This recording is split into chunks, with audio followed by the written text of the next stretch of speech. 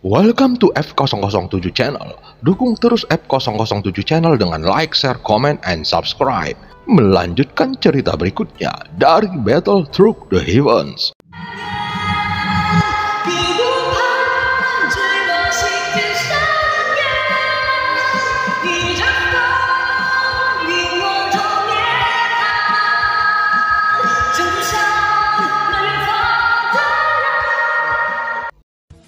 Pada part sebelumnya, Xiaoyan diserang secara langsung oleh Su Guan dan Zhang Yuhua. Namun Xiaoyan hanya memfokuskan serangannya pada Su Guan, karena jika dia menyerang Zhang Yuhua, maka tubuhnya yang telah bernanah akan runtuh.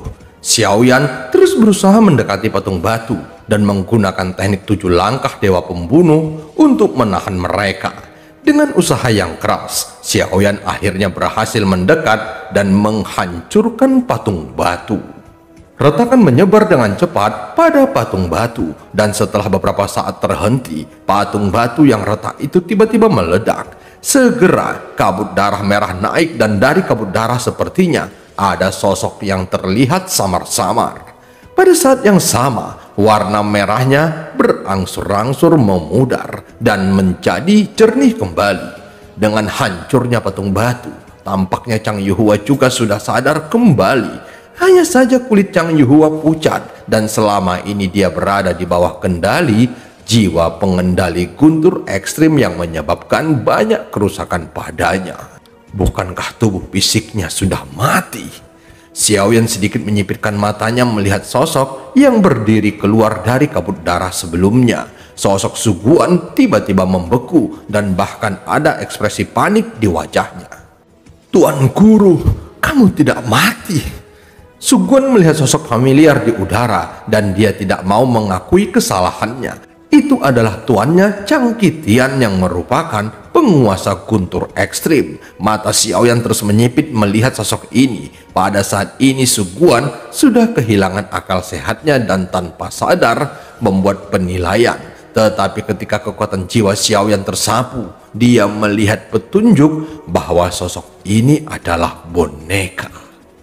Sepertinya dia benar-benar siap balas dendam dengan menukar satu jiwa, walaupun harus menunggu bertahun-tahun untuk melakukannya. Tatapan Xiaoyan segera beralih ke gunung hitam yang menjulang tinggi ini lalu ke Su Guan. "Goyan, apakah gunung ini juga batasan?" Dia membangunkan Goyan yang baru saja tidur di lengan jubah bajunya. Dia seukuran telapak tangan dan dengan santai berada di bahu Xiaoyan. "Iya, semua yang ada di sini merupakan batasan." Goyan menjawab dengan tegas, tetapi dia tidak fokus pada itu sebelumnya. Semuanya masih batasan. Dan apa fungsi gunung hitam ini? Xiaoyan lalu bertanya lagi. Tampaknya ada kemungkinan besar itu pusat pembatasannya. Goyan menjawab dengan mata buram. "Tidak. Sepertinya cermin ini terdiri dari beberapa bagian. Coba kulihat lebih dekat." Goyan juga tampaknya tiba-tiba tertarik dan langsung terbang ke atas kepala Xiaoyan, dan matanya yang besar meledak dengan cahaya biru dan langsung menutupi gunung hitam. Ternyata semua mayat ada di bawah gunung hitam ini, dan beberapa di antaranya memiliki kebencian yang besar, dan ada yang baru saja mati belum lama ini. Goyan kembali ke bahu Xiaoyan dan berkata dengan suara rendah, "Mengapa Su Guan membuat susunan formasi ini?" Mata Xiaoyan semakin menyipit. Tampaknya situasi di sini lebih rumit dari yang dibayangkan. Kebenarannya tidak sesederhana kelihatannya. Sebelum Xiaoyan dapat berbicara lagi, sosok di udara langsung bergegas ke arahnya dengan kebencian yang sangat kuat, dan sosok yang muncul di depan Xiaoyan juga berwajah gelap dengan picur wajah kabur, dan penampilannya tidak lagi menyerupai wajah manusia. "Tubuh ini, jangan biarkan apapun merebutnya. Aku adalah penguasa semua guntur, dan aku dapat menggunakan guntur untuk melindungi dari Jenderal Guntur 9 Surga." Sosok yang menakutkan itu benar-benar mengeluarkan raungan yang dalam, dan mulutnya bahkan tidak bisa dibuka sepenuhnya karena pembusukan. Begitu suaranya keluar, sinar yang sangat menggelegar tiba-tiba muncul, dan bahkan Xiaoyan melihat guntur yang begitu tajam untuk pertama kalinya. Guntur ini seperti seberkas cahaya, dan guntur yang datang ini juga sepenuhnya mematuhi perintahnya dan langsung menuju ke sosok ini. Saat guntur ekstrim bergegas masuk, sosoknya tiba-tiba muncul di atas kepala Xiaoyan sebelum dia dapat bereaksi. Pada saat berikutnya, terdengar ledakan dari ujung jarinya yang memadatkan guntur tipis, dan kecepatannya terlalu cepat bagi Xiaoyan untuk bereaksi dan langsung mengenai dada Xiaoyan. Kekuatannya meningkat beberapa level, sehingga tubuh Xiaoyan tertembak ke belakang dan lubang darah tiba-tiba muncul di dadanya. Tetapi daging dan darah itu terjalin dan sembuh dengan cepat. Regenerasi tubuh Xiaoyan sangat cepat, tetapi serangan boneka itu baru saja dimulai. Ketika Xiaoyan sadar kembali, dia ingin menangkap sosok itu, tetapi dia menemukan bahwa sosok itu sudah tidak terlihat, dan dia segera mengaktifkan kekuatan jiwanya lagi. Saat berikutnya, ledakan guntur lain menghantam perut Xiaoyan, dan sosoknya menghilang lagi dalam sekejap. Kecepatannya sangat cepat, sehingga Xiaoyan tidak bisa menangkapnya sama sekali. Dan pada saat ini, selain kehikmatan, ada juga sinar kecemerlangan di mata Xiaoyan karena kemampuan guntur ini membuat Xiaoyan sangat tertarik. Kecepatannya dapat digunakan pada dewa, sehingga tidak dapat diprediksi dalam pertempuran. Meskipun tidak sebaik jiwa dari lubang kehampaan yang dapat langsung melintasi titik kehampaan, tetapi peran guntur ekstrim lebih kuat dalam pertempuran. Lagi pula yang dia miliki sekarang hanyalah jiwa Sudongzi, dan tidak ada berita pasti tentang jiwa aslinya. Langkah selanjutnya adalah pergi ke alam kuno dewa dan iblis untuk menghadapi Raja Ningyao dan Tiangsun dari Istana Surgawi, dan tidak dapat dihindari untuk harus mendapatkan guntur ekstrim ini. Selain itu, dia juga bergantung pada guntur ketiga untuk evolusi pagoda emas, dan tentu saja itu sangat penting baginya. Pada saat ini sosok Xiaoyan terhuyung-huyung, dan dia bahkan tidak bisa melawan karena hampir tidak mungkin menangkapnya. Menghadapi situasi ini, tentu saja Xiaoyan tidak duduk diam. Tepatnya bukan karena dia tidak bisa bergerak, tetapi dia sama sekali belum mengambil tindakan. Xiaoyan melakukan ini karena dia ingin melihat dan belajar lebih banyak tentang kemampuan guntur ekstrim dari mantan penguasanya sebelumnya. Metode seperti ini biasanya lebih cepat dipahami daripada mencari tahu sendiri. Sekarang kekuatan asli Xiaoyan menjadi semakin kuat dengan peningkatan kekuatannya, dan bukan lagi perasaan hambar seperti sebelumnya karena tidak memiliki cukup energi untuk mendukungnya. Meski Xiaoyan tampak lesu dengan luka di tubuhnya, namun itu tidak dapat menghancurkannya. Mengapa orang ini mampu menahan serangan guntur ekstrim? Aku telah melihat dengan mata kepalaku sendiri bahwa Tuan telah membunuh seorang pria kuat dengan tubuh abadi. Suguan bergumam dengan keterkejutan di matanya. Sebelumnya orang yang memiliki tubuh fisik yang kuat benar-benar sulit untuk bertahan di bawah kecepatan guntur ekstrim yang sangat cepat dan membidik titik-titik vital. Namun dia tidak menyangka Xiaoyan dapat bertahan sejauh ini. Tinju Suguan terkepal di beberapa titik dan dia berdiri memandang ke langit. Orang ini juga memiliki kekuatan guntur, dan itu adalah guntur yang dapat menahan guntur ekstrim. Memikirkan hal ini, sosok Suguan tiba-tiba bergetar. Pada saat ini matanya suram dan sosoknya sudah mundur tanpa sadar. Namun pada saat ini sebuah suara seperti lonceng perak terdengar di telinganya. Jangan terburu-buru pergi. Kamu telah merencanakan ini selama 10.000 tahun. Haruskah kamu memilih untuk menyerah saat ini? Mendengar ini, Suguan tiba-tiba menoleh dan melihat seorang wanita yang sangat cantik berada di sampingnya. Pada saat Suguan menatapnya, wanita itu tersenyum dengan senyum tipis, dan itu juga memperingatkannya bahwa dia tidak boleh meninggalkan tempat ini. Tentu saja wanita ini adalah ratu yang diam-diam menonton pertempuran. Meskipun dia tidak pernah menawarkan bantuan, namun dia tetap memilih untuk membantu Xiaoyan menghentikan Su Guan yang ingin melarikan diri saat ini. Reaksi pertama Su Guan adalah tertarik dengan kecantikan ratu, tetapi saat ini dia dalam keadaan tegang yang membuat Su Guan dengan cepat melepaskan diri dari pesona alami ratu. Wajah Su Guan menjadi dingin dan segera terlihat kekuatannya melonjak. Tanpa mengucapkan sepatah kata pun, dia menyerang ratu dengan telapak tangannya. Dari sudut pandang Su Guan, bahwa wanita cantik seperti itu tidak lebih dari tengkorak yang dibawa oleh pria kuat seperti Xiaoyan, dan kekuatannya tidak jauh lebih kuat. Saat ini Su Guan mengabaikan kecantikan ratu dan penuh dengan niat membunuh yang kuat. Telapak tangannya yang penuh dengan kekuatan statis menyelimuti ratu. Saat melihat kecantikan seperti itu, dia berpikir tidak akan menyia-nyiakan tubuh yang begitu indah itu jika dalam situasi yang normal. Sulit untuk menemukan hal seperti itu dalam 10.000 tahun. Tetapi sayang sekali kamu datang untuk mati. Jangan salahkan aku karena kejam.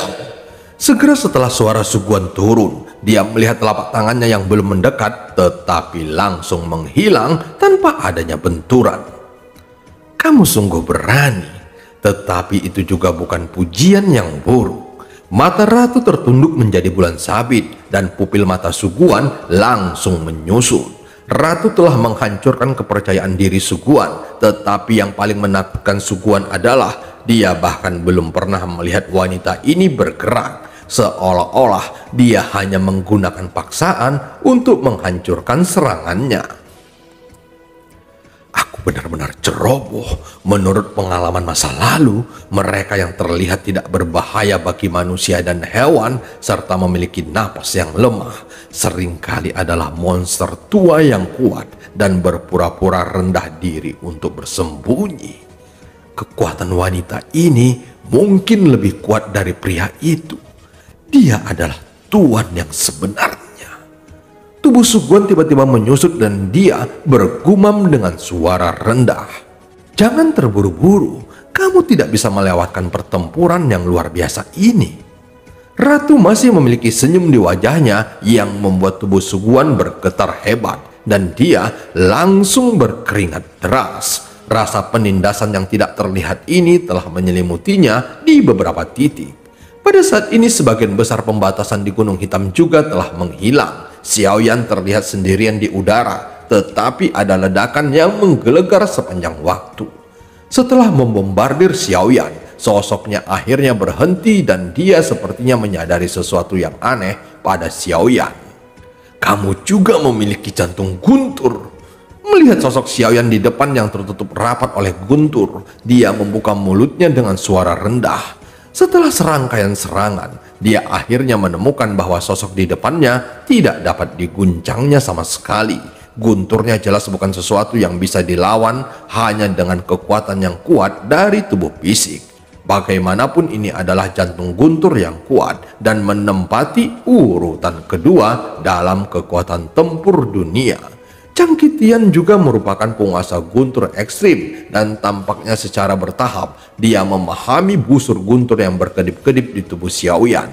Orang di depannya tidak hanya kuat secara fisik tetapi juga memiliki kekuatan guntur yang bersumber dari jantung guntur sehingga tidak dapat menyebabkan kerusakan fatal padanya. Tentu saja ini bukan kabar baik bagi Chang Qitian. Jika Xiaoyan benar-benar memiliki jantung guntur, maka keinginannya untuk merebut tubuh Xiaoyan akan mengalami kesulitan dan sepertinya ini lebih menguntungkan Xiaoyan. Hanya itu yang kamu miliki. Mata Xiaoyan suram menatap sosok di depannya. Karena kamu sudah memiliki jantung guntur, apa tujuanmu sebenarnya datang ke sini dan mengapa kamu ingin mengampuniku? Chang Qitian dipenuhi dengan permusuhan yang mengerikan dan guntur seperti benang sutra mengelilinginya dengan padat. Aku menginginkan jenis guntur ini. Xiaoyan tidak lagi hormat seperti sebelumnya. Meskipun Chang Qitian adalah seorang senior yang pernah berjuang untuk Sensi, tetapi sekarang dia benar-benar kehilangan akal sehatnya. Setelah kehilangan ingatan dan akal sehatnya, saat ini Chang Qitian hanya memiliki keganasan dan apapun perkataan dari Xiaoyan tidak akan lagi efektif. Saat mendengar kata-kata itu, Chang Qitian langsung mencibir. Kamu pria yang tidak pernah puas dan ingin memiliki dua jantung guntur pada saat yang sama. Bahkan jika kamu memiliki kesempatan untuk mendapatkannya, kamu tidak akan dapat menahan energi dari keduanya. Ambisimu hanyalah angan-angan.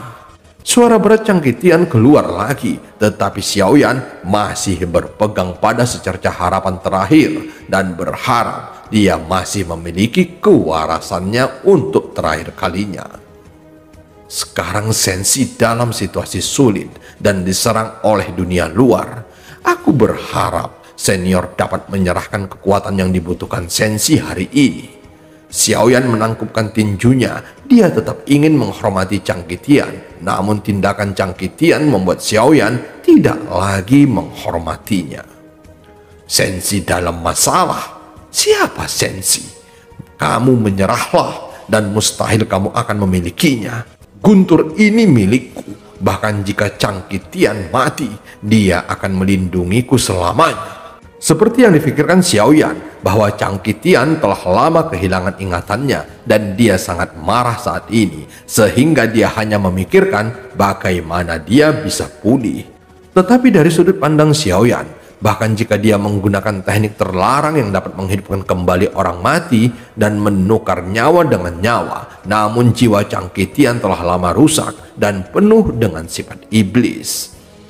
Karena senior tidak mau, maka aku akan mendapatkannya dengan caraku sendiri.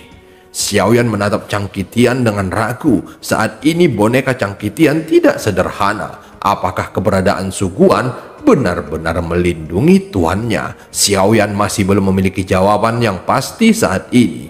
Apakah Chang Yuhua juga ataupun Suguan benar-benar ingin Chang Qitian hidup kembali? Xiaoyan masih belum dapat menarik kesimpulan yang pasti. Setidaknya Suguan lebih dari Chang Yuhua dan pembatasan yang dibuatnya telah memusnahkan makhluk hidup di sekitarnya. Apakah ini benar-benar dukungan untuk Chang Qitian? Tubuh Xiaoyan terguncang saat memikirkan hal ini. Meskipun kata-kata Chang Qitian sebelumnya mendominasi, namun dia juga merasakan ancaman Xiaoyan di sini semakin kuat. Saat berikutnya, beberapa guntur seperti benang sutra muncul di bawah kakinya dan sosoknya tiba-tiba menghilang. Namun perubahan yang mengguncang bumi terjadi di dunia yang dilihat Chang Qitian. Pada saat yang sama, suara panjang terdengar bergema. Domain Dewa Abadi, 3 api memurnikan langit. Chang Qitian terkejut dan guntur yang kuat di tubuhnya meraung. Dia mencoba menggunakan kekuatan asli dari guntur ekstrim untuk secara paksa menerobos domain Dewa Abadi. Meskipun guntur ekstrim kuat, namun dengan domain Dewa Abadi yang terbentuk dari 3 jantung api, maka sepertinya akan sulit bagi Chang Qitian menerobosnya. Warna langit di domain ini berbeda dan suhunya seperti berada di kuali obat yang terbakar. Pada saat ini Xiaoyan dengan cepat menekan kegelisahan guntur ekstrim. Dengan cengkraman tangan Xiaoyan di udara, 3 jenis api langsung berkumpul dari segala arah. Energi yang dipisahkan dari tangannya di udara melambai seperti bahan obat di kuali obat. Dalam sekejap, boneka milik Chang Qitian benar-benar mengeluarkan asap putih lalu terbakar karena suhu yang tinggi. Chang Qitian terus meronta kesakitan, namun Xiaoyan sudah tidak memperdulikan kondisinya. Jika kuberikan guntur ini padamu, bisakah kamu menjaga jiwaku? Aku juga akan berjuang untuk Tuan. Meskipun jiwa ini memiliki kebencian yang sangat kuat, namun tidak mungkin untuk menahan pemanggangan 3 jantung api Xiaoyan di domain Dewa Abadi. Chang Qitian hanya memiliki sisa jiwa dan telah lama kehilangan kekuatan keabadiannya, dan dia sepenuhnya mengandalkan kekuatan guntur yang ekstrim. Meskipun kekuatan guntur ekstrim sangat kuat, namun sangat disayangkan bahwa dia telah terperangkap di dalam domain Dewa Abadi milik Xiaoyan. dan yang dihadapinya sekarang adalah 3 kekuatan asli dan kekuatan penekan. Pada saat yang sama, kekuatan Chang Qitian telah melemah, sehingga walaupun domain Dewa Abadi Xiaoyan masih sangat sederhana dan masih banyak ruang untuk perbaikan, namun tidak mungkin baginya untuk menghancurkannya. Saat ini Xiaoyan merasakan perasaan menjadi penguasa dunia, seolah-olah semua makhluk yang berada di domain Dewa Abadi miliknya seperti semut. Dia juga bisa mengendalikan hidup dan mati sesukanya seperti yang dia inginkan. Serangannya tidak berhenti dan kobaran api terus membungkus boneka Chang Qitian, sehingga semua daging dan darah di tubuhnya menghilang dan berubah menjadi kerangka yang menyisakan jantung yang masih berdetak. Mata Xiaoyan sedikit menyipit dan dia melihat jantung itu berdetak lebih cepat, dan tiba-tiba kekuatan tirani keluar dari jantung itu. Pada saat yang sama, energi domain Dewa Abadi tiba-tiba menghilang. Pupil mata Xiaoyan menyusut. Dia tidak menyangka situasi seperti ini akan terjadi. Sosoknya langsung melesat ke belakang. Pada saat yang sama, telapak tangan besar berwarna darah muncul di belakang Xiaoyan, dan dia kebetulan berada di tengah telapak tangan besar itu, dan kelima jarinya tiba-tiba tertutup. Dan cerita pun berakhir. Sampai ketemu di part selanjutnya.